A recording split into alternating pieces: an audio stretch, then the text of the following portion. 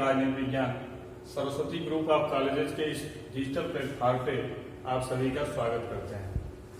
आज बीए प्रथम वर्ष के प्रथम प्रश्न पत्र राजनीति विज्ञान का जो पहला चैप्टर है, राजनीति विज्ञान की परिभाषा, क्षेत्र तथा स्वरूप, पिछले क्लास में हम लोग परिभाषा और क्षेत्र के रूप में अध्ययन किए थे। आज हम राजनीति विज्ञान के स्वरूप यानी उसकी प्रकृति क्या है, इस विषय में हम लोग आज चर्चा करेंगे। इसमें हमारे अध्ययन विषय राजनीति विज्ञान को विज्ञान के संबंध में एवं विज्ञान न मानने के संबंध में विद्वानों द्वारा दिए गए तथ्य, कुछ विचारक ऐसे हैं जो राजनीति विज्ञान को विज्ञान मानते हैं और कुछ विचारक ऐसे हैं जो इसे विज्ञान नहीं मानते हैं। दोनों लोगों ने अपना अपना पक्ष दिया है कि राजनीति विज्ञान, कुछ लोग जो लोग मानते हैं कि राजनीति विज्ञान विज्ञान है, वो उसके क्या तर्क प्रस्तुत करते हैं उसका अध्ययन हम करेंगे, और जो लोग राजनीति विज्ञान को विज्ञान नहीं मानते हैं वे लोग उसके संदर्भ में क्या तर्क देते हैं उसका अध्ययन हम करेंगे। और कुछ विचारक मानते हैं कि राजनीति विज्ञान कला के रूप में है, तो वे अपना तर्क प्रस्तुत करते हैं। सबसे पहले देखते हैं कि हमारा जो अध्ययन विषय है राजनीति विज्ञान के नाम से संबोधित किया जाता है, लेकिन इस विषय को विज्ञान मानने के संबंध में विद्वानों में बहुत अधिक मतभेद है। बटलर, काम्टे, एमास, बियर्ड, ब्रोगन, बर्ग आदि इसे विज्ञान के रूप में स्वीकार नहीं करते हैं, तो दूसरी ओर अरस्तु जो राजनीति विज्ञान के जनक है वो इसे सर्वोच्च विज्ञान की श्रेणी में मानते हैं। उनके अतिरिक्त बोदा, हाब्स, मॉन्टेस्क्यू, जेलिने, फाइनर, लास्की आदि विद्वान इसे विज्ञान के रूप में स्वीकार करते हैं।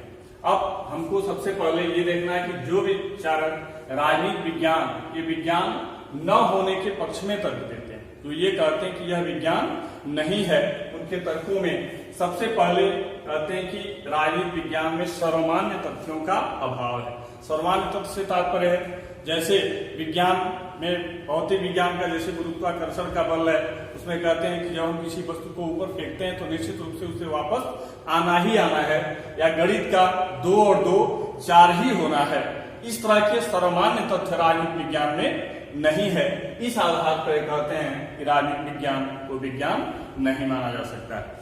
फिर दूसरा जो तर्क है, कहते हैं कि कार्य और कारण में निश्चित संबंधों का अभाव। भौतिक एवं रसायन विज्ञान में कार्य और कारण में निश्चित संबंध पाया जाता है, किंतु राजनीति विज्ञान में इस तरह के कार्य और कारण नहीं होते हैं।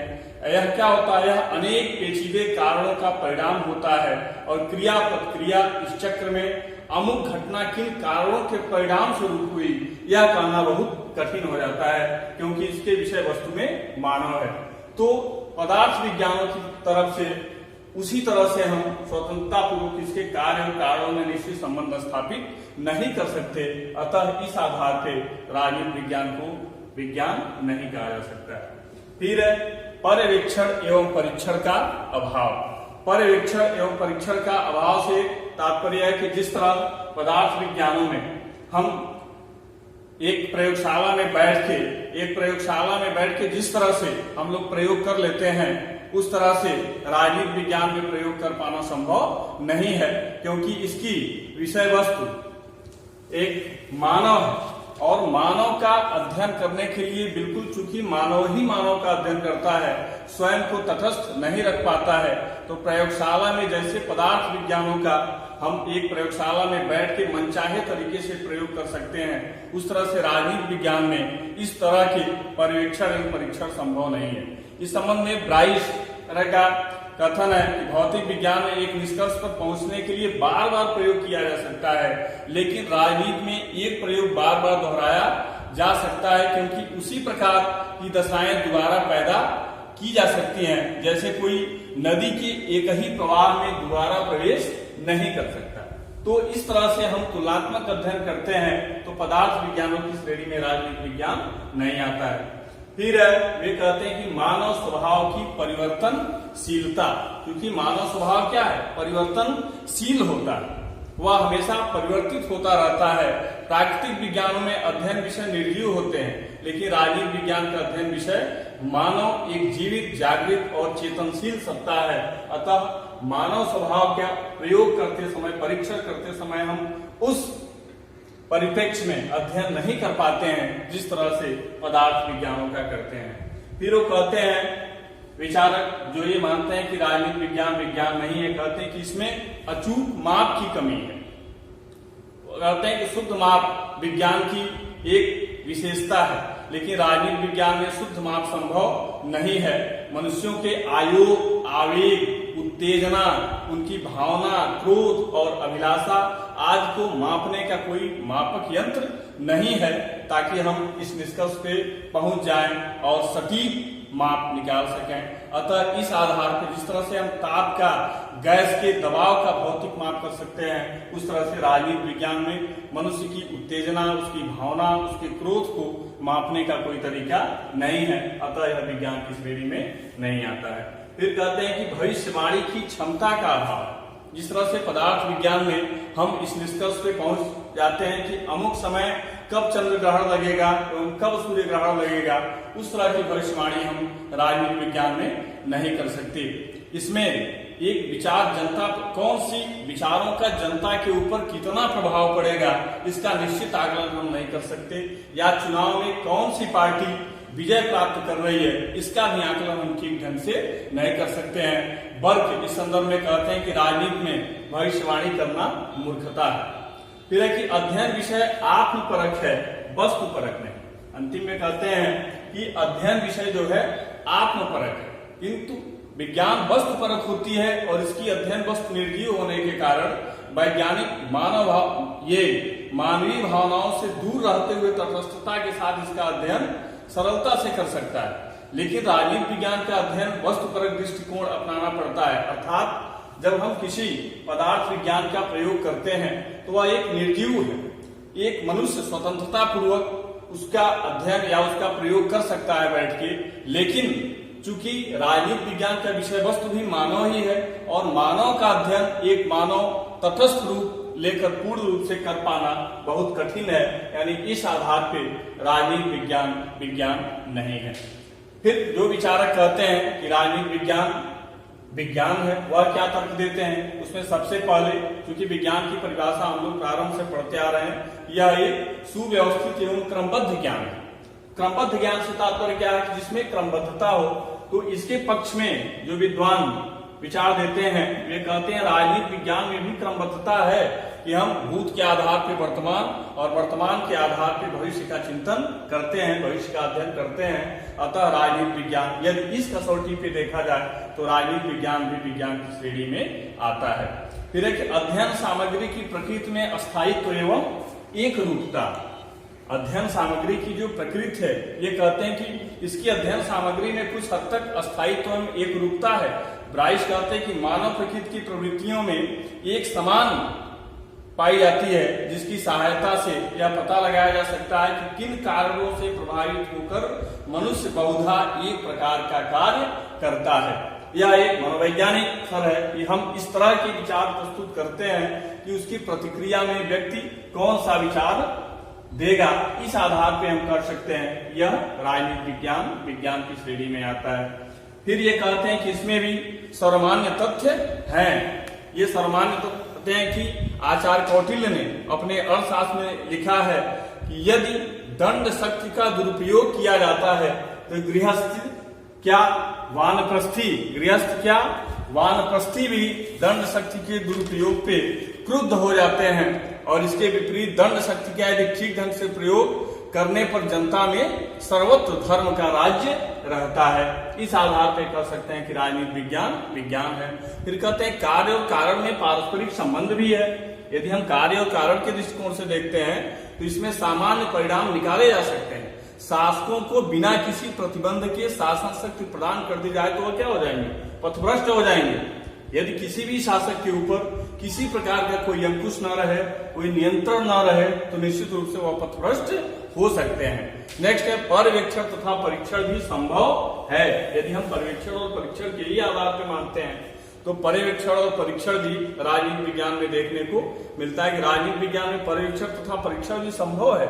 यद्यपि इस विषय के अंतर्गत इनका रूप पदार्थ विज्ञानों से भिन्न होता है। इस संबंध में गार्नर ने कहा कि प्रत्येक नए कानून का निर्माण प्रत्येक नई संस्था की स्थापना और प्रत्येक नई बात का प्रारंभ एक प्रयोग ही होता है, क्योंकि उस समय तक वह अस्थायी या प्रस्ताव रूप में ही समझा जाता है जब तक कि परिणाम उसके अस्थायी होने की योग्यता सिद्ध न कर दे।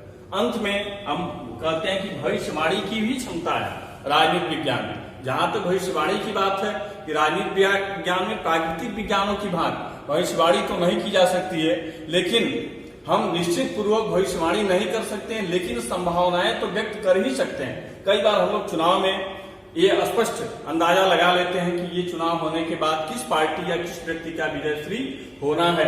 इतना भविष्यवाणी तो हम कर ही सकते हैं। और कई बार यदि भविष्यवाणी के ही आधार पर माना जाए राजनीति विज्ञान को, तो पदार्थ विज्ञानों की भी भविष्यवाणी बहुत बार गलत हो जाती है। वो भी एक संभावना ही है और ये भी एक संभावना ही है। इसके बाद हम देखते हैं कि राजनीति विज्ञान एक कला के रूप में, जब हम कला के रूप में आते हैं तो राजनीति विज्ञान के कला होने के संबंध में विचारकों में बहुत ज्यादा जिस तरह से मतभेद विज्ञान को मानने और न मानने के संदर्भ में है, उस तरह से कला के संदर्भ में नहीं है। कला ऐसे ज्ञान को कहा जा सकता है जिसका उद्देश्य मानव जीवन को सुंदर बनाना है। किसी विचारक ने कहा है सत्यम शिवम और सुंदरम की साधना ही कला है। तो राजनीति विज्ञान में राज्य के भूतकालीन वर्तमान स्वरूप का अध्ययन करने के साथ साथ भावी आदर्शात्मक स्वरूप का भी अध्ययन किया जाता है और यह बतलाया जाता है कि भविष्य में राज्य और राजनीतिक व्यवस्थाएं कैसी होनी चाहिए। वस्तुतः राजनीतिक विज्ञान एक विज्ञान और कला दोनों ही है। अंत में हम यह एक अनिश्चित विज्ञान की श्रेणी में आती है और जब हम कला के संदर्भ में देखते हैं तो इस निष्कर्ष पे पहुंचते हैं कि राजनीतिक विज्ञान एक विज्ञान और कला दोनों है। इस संदर्भ में कैटलिन ने राजनीति का अर्थ विस्तार से करते हुए उसे कला विज्ञान और दर्शन का संगम कहा है। इसमें यह कला विज्ञान और दर्शन तीनों के अंश इसमें दिखाई देते हैं। अब राजनीति विज्ञान के अध्ययन की उपयोगिता, हम जो पढ़ रहे हैं इसका प्रयोग क्या है या इसके अध्ययन की उपयोगिता क्या है, इसको हम जान रहे हैं। तो सबसे पहले मानव अधिकार एवं कर्तव्यों का ज्ञान।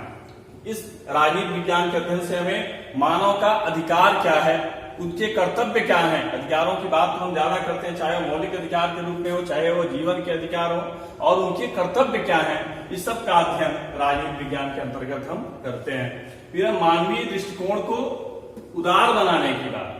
मानवीय दृष्टिकोण में क्या है, उदार बनाने की बात, वह कैसे उनके अंदर संवेदना व्यक्त हो, परोपकारी कैसे हो, वह उदारवादी दृष्टिकोण उनके अंदर डेवलप करना, ये राजनीति विज्ञान का भी अध्ययन विषय है, इसके अंतर्गत भी होता है। फिर राष्ट्रीय एवं संवैधानिक इतिहास का ज्ञान, हमारा संवैधानिक इतिहास क्या रहा है और उस इतिहास का अध्ययन भी हमारे राजनीति विज्ञान के अंतर्गत करते हैं। उत्तम प्रशासन कला का ज्ञान, हालांकि लोक प्रशासन एक पृथक विषय है, लेकिन वो भी राजनीति विज्ञान से अधूरा, वो अछूता नहीं है।